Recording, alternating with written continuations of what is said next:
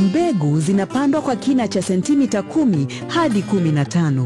Panda mbegu kwa udongo ulio na joto na maji ya kutosha ili kuhamasisha kuibuka. Nafasi katikati ya mbegu wakati zinapandwa ni muhimu. Mkulima anahimizwa ahakikishe kwamba anapanda mbegu kwa nafasi aliyoshauriwa. Mbegu zinapandwa kwa kina cha sentimita 10 hadi 15. Usipande mbegu wakati udongo una maji mengi ili kuhakikisha udongo usipate madongoa yatakayozuia mimea kuibuka. Panda mbegu kwa udongo ulio na joto na maji ya kutosha ili kuhamasisha kuibuka.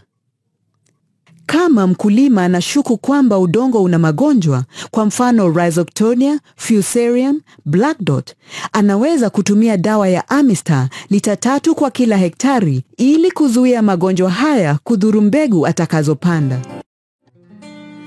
Mbegu zinapandwa kwa kina cha sentimita 10 hadi 15. Panda mbegu kwa udongo ulio na joto na maji ya kutosha ili kuhamasisha kuibuka.